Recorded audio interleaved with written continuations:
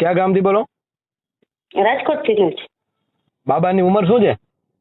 એક 22મું ચાલે છે. અને છોકરીની ઉંમર શું છે? 19. તો ક્યારે લગ્ન કરાવે? 11મા મહિનામાં 5 તારીખે સાહેબ. કુટુંબની મરજીથી લગ્ન થયા હતા કે પ્રેમ લગ્ન થયા હતા? ના, આપણે દલાલની માધ્યમથી થયા હતા સાહેબ.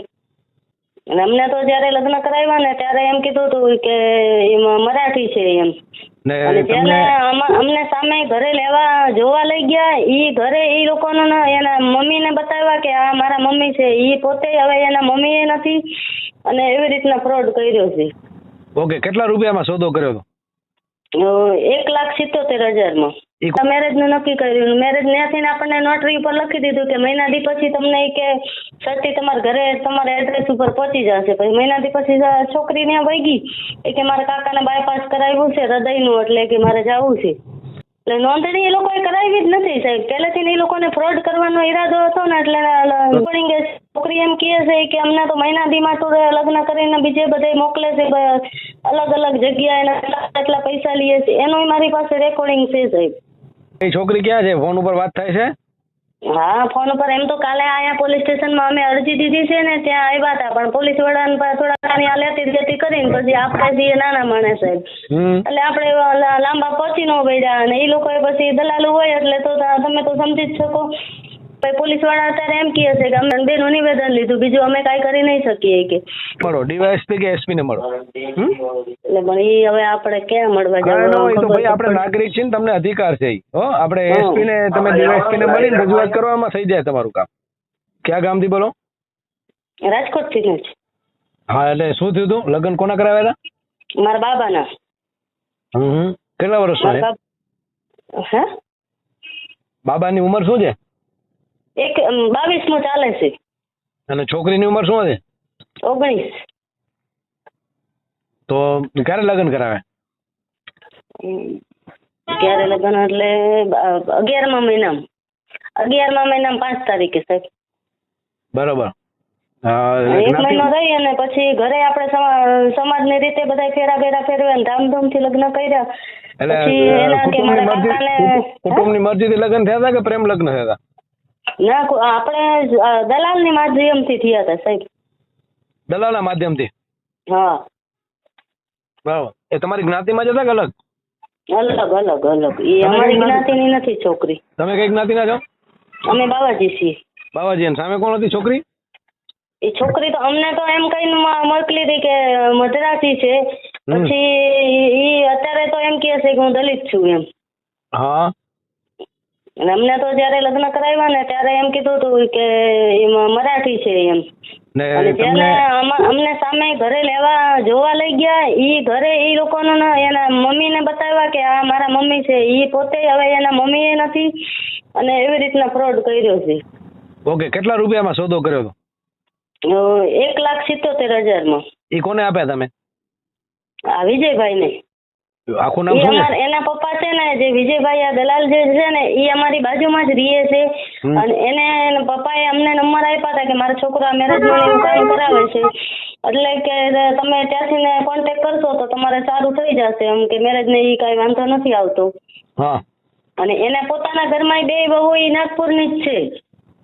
એટલે પછી અમને ભરોસો થયો એટલે પછી અમે આગળ વધ્યા અને વાતચીત કરી. પછી આ મેરેજનું નક્કી કર્યું. મેરેજ ત્યાંથી આપણને નોટરી ઉપર લખી દીધું કે મહિના દી પછી તમને કે સર્ટી તમારા ઘરે તમારા એડ્રેસ ઉપર પહોંચી જશે. પછી મહિના દી પછી છોકરી ત્યાં વહી ગઈ કે મારા કાકાને બાયપાસ કરાવ્યું છે હૃદયનું, એટલે કે મારે જવું છે.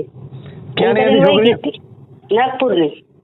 નાગપુરથી લઈ આવ્યા હતા એમ ને? હા. લગ્ન ક્યાં કર્યા હતા?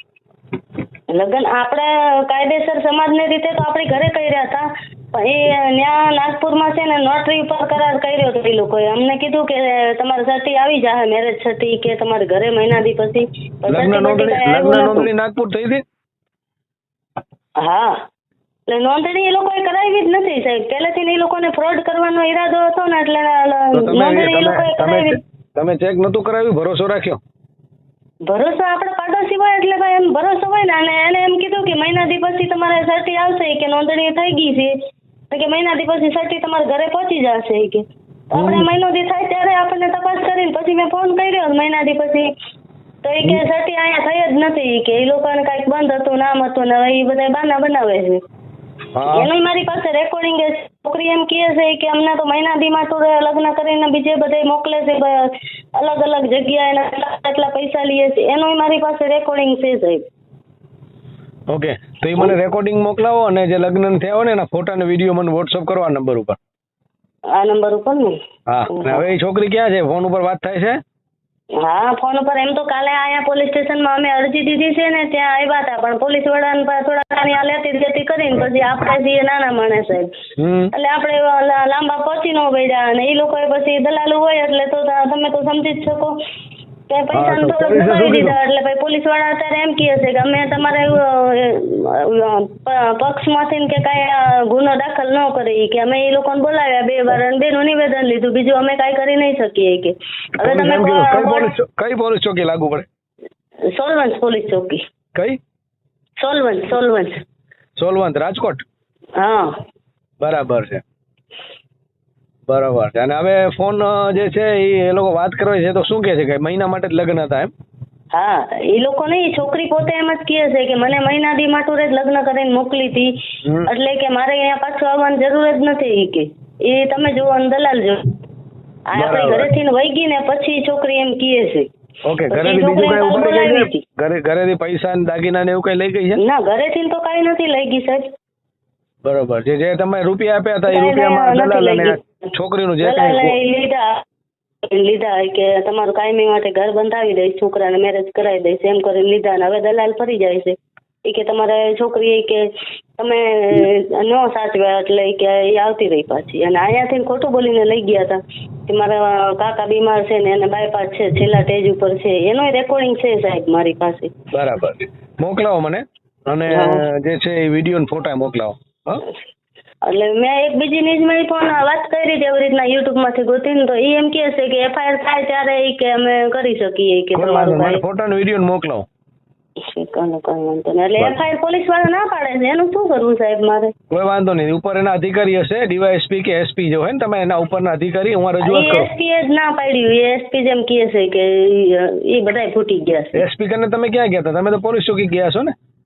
પણ આપણે અરજી દીધી હતી બરાબર, હાજીરામ પોલીસ ચોકીએ કમિશનર ને દીધી હતી પછી એ લોકો નિવેદન માટે આપણે અહીંયા શું કહેવાય સોલવંત પોલીસ ચોકી છે ને ત્યાં બધાને નિવેદન માટે બોલાવે. ત્યાંના SP છે ને PSI માં સાહેબ PSI છે એટલે જ કહું તમે SP ને મળો, DYSP કે SP ને મળો. એટલે પણ એ હવે આપણે ક્યાં મળવા જવાનું? તો ભાઈ આપણે નાગરિક છીએ ને તમને અધિકાર છે આપણે SP ને તમે DYSP ને મળીને રજૂઆત કરવામાં થઈ જાય તમારું કામ. હા અને મને મોકલાવો એવિડન્સ, હું ન્યૂઝમાં લઈ લઉં છું બધું. હા.